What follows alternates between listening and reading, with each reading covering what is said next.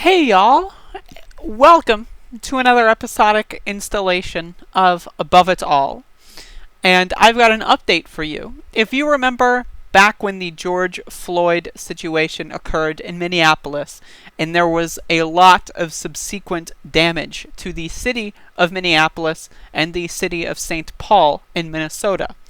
This was a viral video that occurred, and I've got the original video here.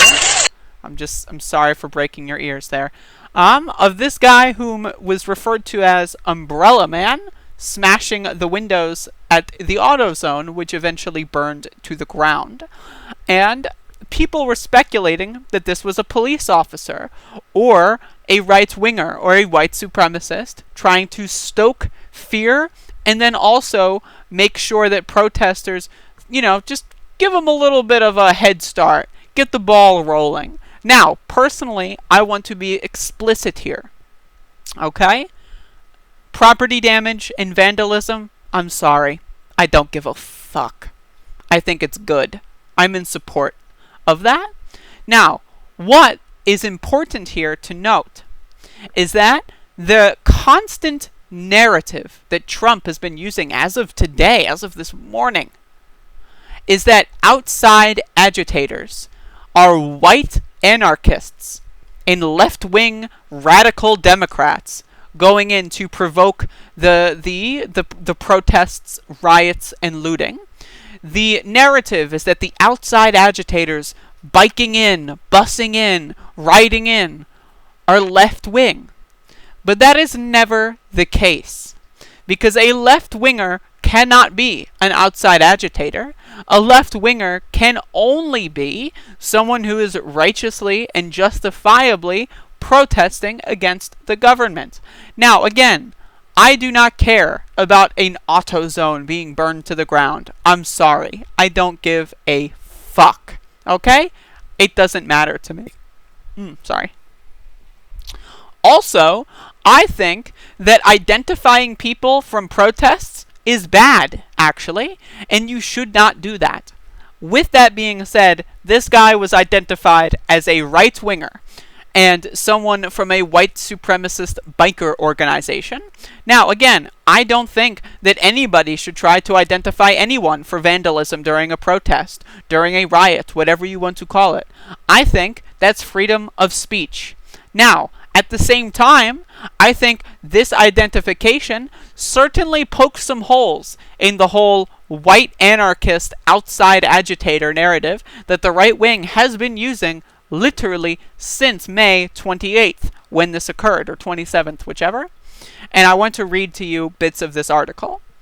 A masked man who was seen in a viral video smashing the windows of a South Minneapolis auto parts store, also known as AutoZone, during the George Floyd protests, earning him the moniker Umbrella Man, is suspected to be a member of the Hells Angels biker gang seeking to incite racial tension in a demonstration that until then had been peaceful, police said. Police have also connected the 32-year-old man to a widely publicized incident in Stillwater late last month, in which a Muslim woman was confronted by a group of men wearing white supremacist garb.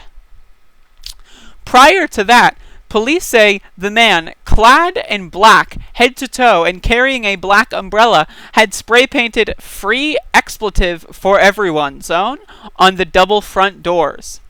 Come on, just say shit. Come on.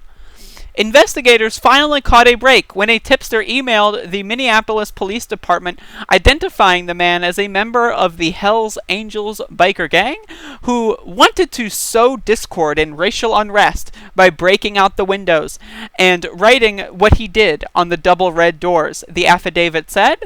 A subsequent investigation revealed that the man was also an associate of the Aryan Cowboy Brotherhood, a small white supremacist prison and street gang primarily based in Minnesota and Kentucky. Several of its members were present at the Stillwater incident. Now, again, I think talking to cops is bad, actually, but I can make an exception if it's talking to cops to own a right-winger. I can make an exception for that, because if cops are forced because there's no information on lefties and actual working class people. If they are forced to go after a right-winger, at that point, it's just fun. Grab your popcorn. But one thing, again, that I have to be explicitly clear about is do not try to study and identify people at protests. Do not film people's faces. Do not try to expose people, okay?